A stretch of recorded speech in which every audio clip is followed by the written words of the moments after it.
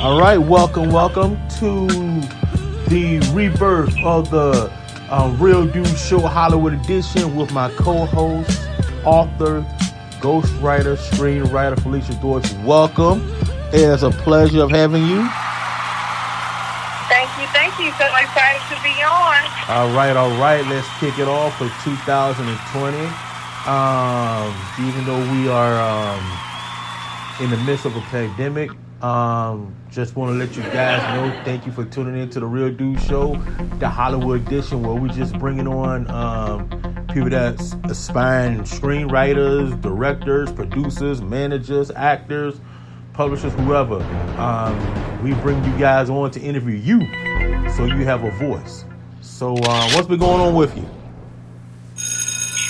Oh, it's just staying busy. staying super busy, trying to make my mark in this world. Yeah, I know. And before coming online, I don't know if you know this person or not, but she's a friend of mine. She was actually supposed to be on the Real Dude Show a few months ago. I don't know how true it's not, but her name, she's a YouTuber. Her name is Cree Smith. She passed away at age 39. I don't know if they say she committed suicide, but she's been stalking, harassed for the last couple of years. But that's sad to see that, someone like that has just passed away. So my prayers and thoughts goes to her family. I hope it's not true, but so far as there reports in the news outlets that, she passed away.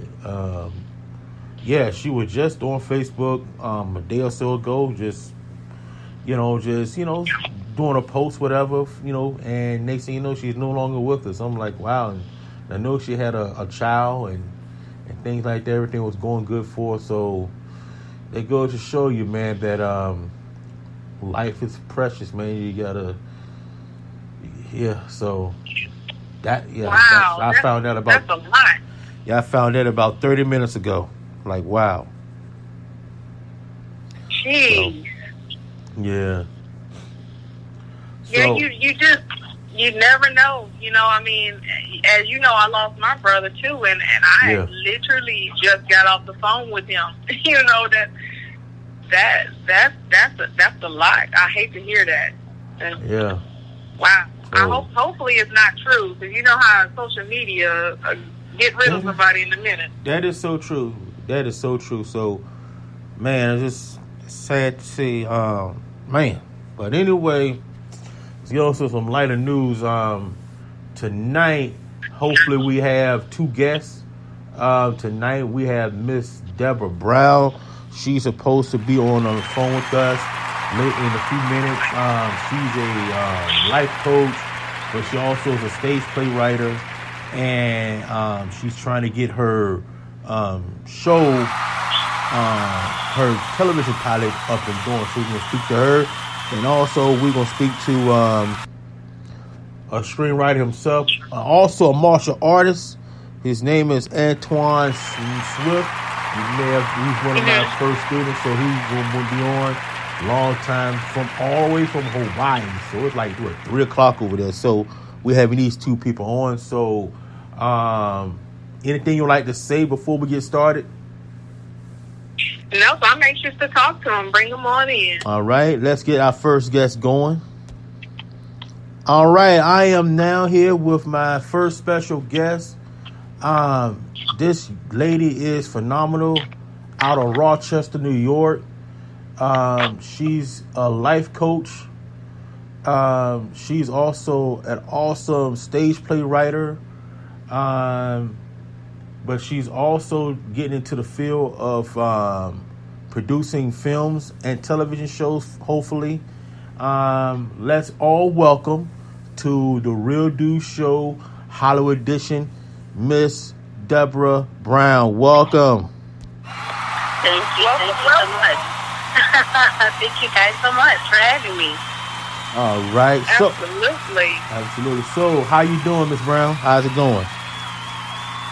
I'm yet holding on like we all are trying to do in these times. I'm doing pretty good. So for those that don't know you, which is hard to believe, explain to people here in this audience that will be listening, and who is Miss Delbra Brown? So your bio on the show. Oh, boy. Okay. Well, I actually, in this day and age, my tag name I go by is Ask Miss Debbie Cake. So I pretty much, I am currently married. I'm blessed to have been married now 11 years, but I was single for well over 25 plus years. So being single with a child going through the 80s, navigating the rat race and the challenges of relationships, I experienced a great deal of what most single women or just women in general are facing with trying to find their hero. And Right. It was a challenge and a struggle, not knowing what I needed to do to prepare myself for having a husband and having a mate. And so my grandmother used to always say to me when I was in my 20s, if I can't be the cake, I won't be the crumb. And when you're in your 20s, you want to experience life on your terms, but when you get sick and tired of you start running back to that wisdom that gets imparted in you. And around the age of 38, I was really blessed to be on a board, a community board with men that was really trying to work with men's issues, parenting, raising their children, men in general. And I decided to really start asking a group of bachelors any question I wanted to know as a single woman. And the wisdom from the men just blew me away. And so it really led me on the track of self-discovery, of really trying to understand who I was, and then really made me take the time to understand who men were. And that is something that I find is really missing. Women really don't understand.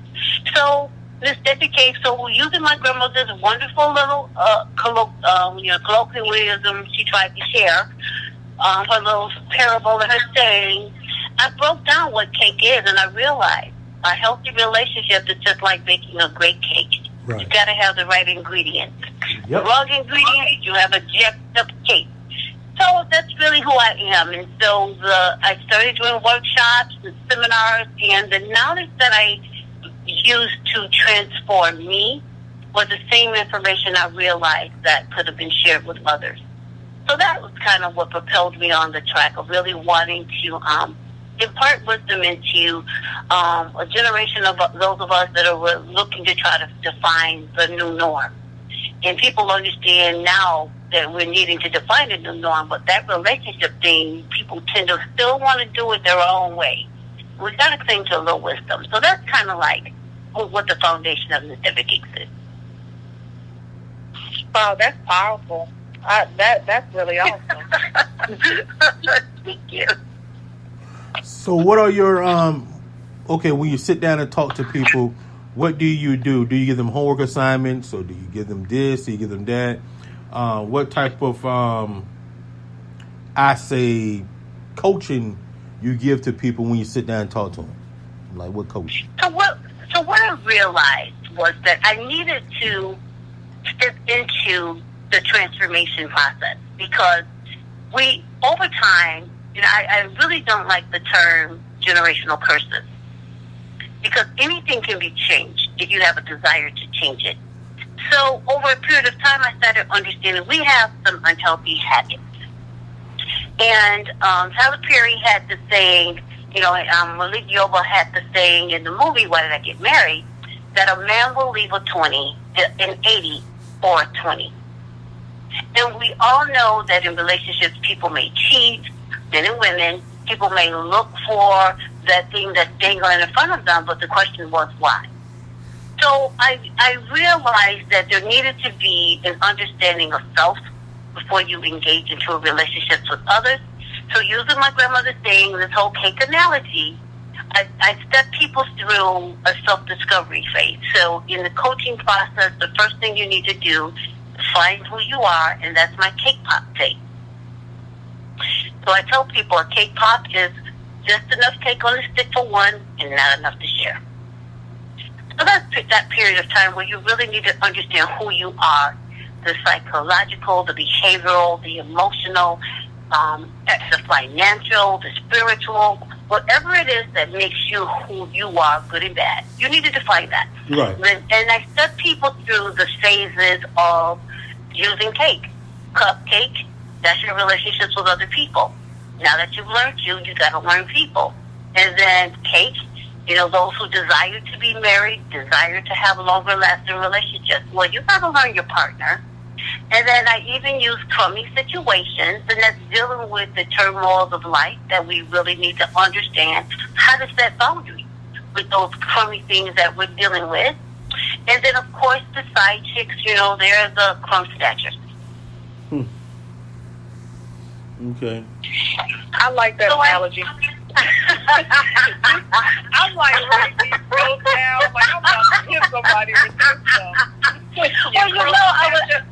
Listen, I was telling my daughter, I'm breaking this thing down and I'm developing the little coaching practice, and my daughter was like, "Mom, the problem is that, that remnants of that cake that tastes so good, and you're trying to get that taste and you're trying to get back what you used to have, but it's not enough. It's not enough to fill you." So, I love what I've done. I love the people I've been able to work with. So I have an online program. I use technology. People don't have to come to an office. You shouldn't have to spend years to figure out who you are and to define what love is. Love should not be blind. And in many of the shows that are going on right now, I get where they're coming from, knowing what I know. But I actually utilize the 80-20 relationship rule. So I like to tell people I defined it. And the 80-20 rule really is 80 is the minimum you need to be happy. And 20 is that which you will compromise. You never compromise more than your 80 or you start feeling crummy. And when people start to understand and get into the mindset of what that really means, then they start understanding, I'm losing who I am for you. This is just too complicated and too difficult. Absolutely. What I like about the analogy is the younger kids, I hear them, or you see the people on Instagram or Facebook, or you hear the music, I'm a snack, I'm a whole snack, and all that. So the reference of the cake and the cupcake and all that, it's almost like your audience is targeted with the younger generational group to help them truly understand what you're saying. Because if you look at some of these videos, they definitely don't love themselves enough, or they wouldn't post the things that they post or reveal, show themselves the way they do. It's a lack of love to aspire to be an Instagram model, and that's all you want to do is be half naked on Instagram. Like, really? And that's a misconception that they don't realize. If having a mate is what you want, well, that is the way to go about it. And when you really understand the mind of a man, you will be his right now, but you won't be his right. And women don't understand that. So we do try to act like a man, and a man don't want you to act like a man. He wants you to compliment him, not compete with him. And so there's this whole philosophy that we haven't been taught as women. The old school learned it. Those people who were able to sustain long-lasting relationships. Well, they had to go through some tried and true times, and we just see the now, but we don't know what they went through. Right. Absolutely. So, John, you still there? I'm always here. I gotta give my co-host some time to answer questions. But let me ask you this: so, if I was to say, Kate, listen, I want to join your class, what's the step-by-step process from day one to completion? What's the process will be like? Well, one of the things that I do, I have online assessments. So I actually have a bachelor's in psychology because I wanted to be able to get some credentials behind me things. But I'm more seasoned than most, and I really love the coaching process because I like to stretch you, and I will stretch you emotionally, psychologically, and people aren't used to being stretched in that capacity. So I do an online assessment so that I can gauge what your desired outcome will be, and you